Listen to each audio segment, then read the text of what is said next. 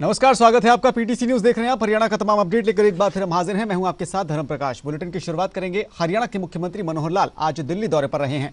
दिल्ली में राष्ट्रपति पद के लिए एनडीए की उम्मीदवार द्रौपदी मुर्मू के नामांकन कार्यक्रम के लिए मनोहर लाल दिल्ली पहुंचे थे। द्रौपदी मुर्मू ने पीएम मोदी समेत बीजेपी के वरिष्ठ नेताओं की मौजूदगी में आज राष्ट्रपति पद के लिए अपना नामांकन दाखिल किया है। प्रधानमंत्री मोदी ने संसद भवन परिसर में स्थित राज्यसभा महासचिव के कार्यालय में निर्वाचन अधिकारी पीसी मोदी को द्रौपदी मुर्मू का नामांकन पत्र सौंपा है। इस दौरान अमित शाह, जेपी नड्डा, हरियाणा के मुख्यमंत्री मनोहर लाल, यूपी के मुख्यमंत्री योगी आदित्यनाथ और तमाम अन्य बड़े नेता मौजूद रहे हैं। द्रौपदी मुर्मू झारखंड की पहली महिला और आदिवासी राज्यपाल रही हैं। मुर्मू ओडिशा के मयूरभंज जिले के रायरंगपुर से हैं। वो झारखंड में करीब 6 साल तक राज्यपाल रही। द्रौपदी मुर्मू भारत की पहली आदिवासी और दूसरी महिला राष्ट्रपति बनने के लिए राष्ट्रपति पद की प्रत्याशी हैं।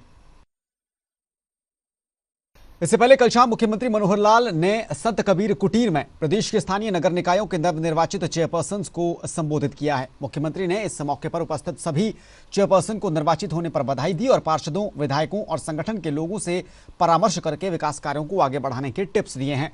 उन्होंने ये भी बताया कि जल्द ही चंडीगढ़ में सीएम हाउस पर ऐसी व्यवस्था बनाई जाएगी जिससे नगर निकायों के प्रतिनिधि अपनी समस्या को लेकर मार्गदर्शन ले सकेंगे। उन्होंने कहा कि प्रदेश में पहली बार नगर निकायों के चेयरपर्सन का सीधा जनता द्वारा चयन किया गया है। ऐसे में वो पार्षदों से तालमेल बनाकर पिछड़े क्षेत्रों का प्राथमिकता के आधार पर विकास करें और जनता की अपेक्षाओं पर खरा उतरें। उन्होंने सभी जनप्रतिनिधियों को पूरी ईमानदारी और पारदर्शिता से काम करने का आह्वान किया है। अब हम जीत करके आ गए, हमको आगे क्या करना? आखिर हमको आगे करने के लिए जनता हमसे अपेक्षा करेगी कि भी हमने जिताया है, लोकल गवर्नमेंट बनी है, हमें अपेक्षा है आपसे। तो उन अपेक्षाओं पर हम कितना कैसे खरा उतर सकते हैं? और वो पार्टी के नाते से एक जैसी अपेक्षा होती है, चाहे केंद्र में सरकार हो, चाहे प्रदेश में हो, चाहे स्थानीय निकाय की हो। क्या ईमानदारी से काम करेंगे? क्या पारदर्शी तरीके से करेंगे? क्या सबको साथ लेके चलेंगे? बहुत जल्दी चुनावी परिणामों के कारण से चूजी नहीं होना है।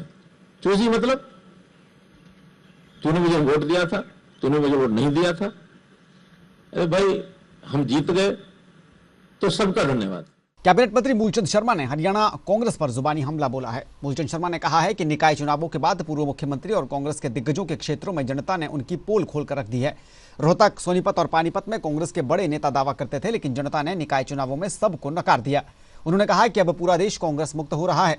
पूर्व मुख्यमंत्री भूपेंद्र हुड्डा की रोहतक में जनता ने पोल खोली है और वहीं अन्य दिग्गजों को भी निकाय चुनावों में जनता ने पूरी तरह से नकारने का काम किया है। नहीं, कांग्रेस मुक्त भारत है और हरियाणा में कांग्रेस मुक्त होने जा रही है। जो बार बार कहते थे प्रदेश अध्यक्ष बनने दो, अब देख लेंगे, अब देखेंगे। जिनके जो मुख्यमंत्री, जो अपने पूर्व मुख्यमंत्री थे, रोहतक और झज्जर में और सोनीपत में उनकी हालत आपको पता लग गई।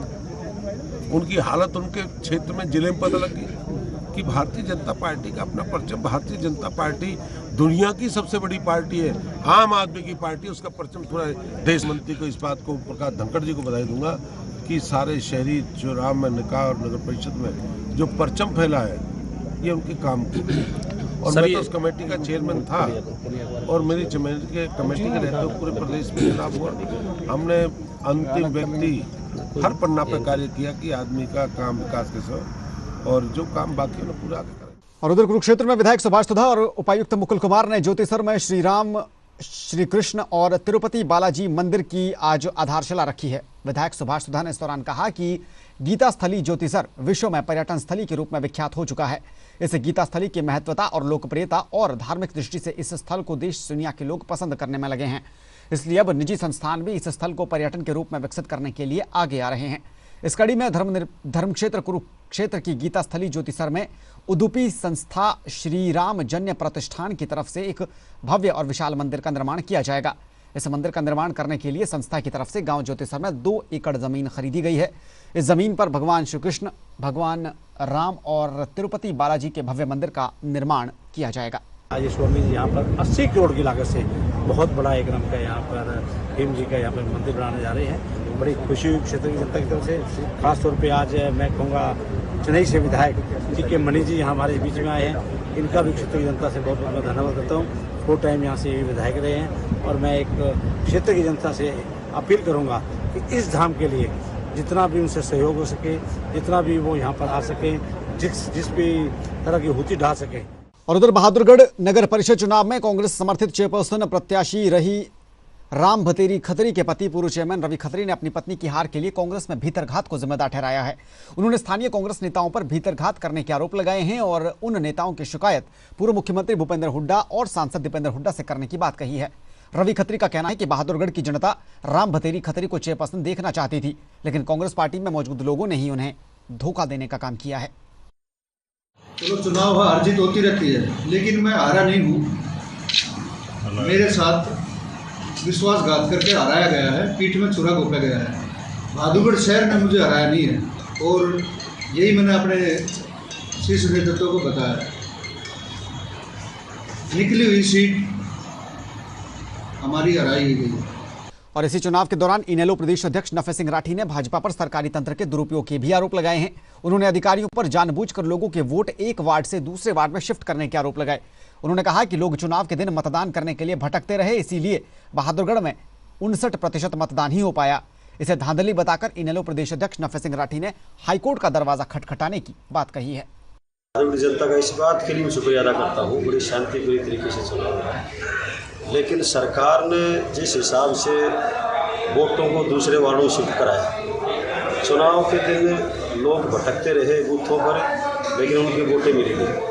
कम से कम 12-15 हज़ार के बीच में वोटों को दूसरे वार्डों में शिफ्ट करा दिया गया। जैसे इस साइड की 10, 11, 12 वार्ड की अगर वोट थी लाइन पार की, तो उनको शहर में कर दिया कि 4-6 वार्ड की वोट में गया था वहाँ सर्वे चुनाव वाले दिन। तो वहाँ एक आदमी मेरे से मिला, अंदर से आया, बेचारा दुखी होता हुआ कहने लगा भाई इतनी दूर से आया तो वोट मिली नहीं। 13 वार्ड में बता रहे, वो 13 वार्ड में वोट डालने के लिए गए। ऐसे बहुत लोग जिसके कारण बहादुरगढ़ के कम से कम 12-15 हज़ार लोग वोट से वंचित रहेंगे। हरियाणा के मुख्य सचिव संजीव कौशल ने चंडीगढ़ में वाहन स्क्रैप नीति को हरियाणा में लागू करने के संबंध में समीक्षा बैठक की है। इस मौके पर उन्होंने कहा कि इस नीति के माध्यम से राज्य में इस क्षेत्र में व्यापार को बढ़ावा देने की परिकल्पना की गई है, इसीलिए इस नीति को जल्द अंतिम रूप दिया जाएगा और प्रदेश में सभी आवश्यक व्यवस्थाएं की जाएंगी। बैठक में बताया गया कि व्हीकल स्क्रैपिंग नीति का मुख्य उद्देश्य प्रदूषण फैलाने और खराब गुणवत्ता वाले वाहनों को चरणबद्ध तरीके से इस्तेमाल से हटाने की व्यवस्था तैयार करना है। केंद्रीय सड़क परिवहन एवं राजमार्ग मंत्री नितिन गडकरी ने नूह जिले के फतेहपुर गांव में नई पंजीकृत वाहन स्क्रैपिंग सुविधा का हाल ही में उद्घाटन किया था। ये देश का पहला ऐसा प्लांट है जो आधुनिक तकनीक का उपयोग कर वाहनों से अधिकतम संख्या में घटकों को उबारने और पुनः उपयोग करने के लिए तैयार करता है। एक ब्रेक का फिलहाल वक्त तो चला है, कुछ और खबरों पर ब्रेक के बाद नजर डालेंगे। आप बने रहिए पीटीसी न्यूज के साथ।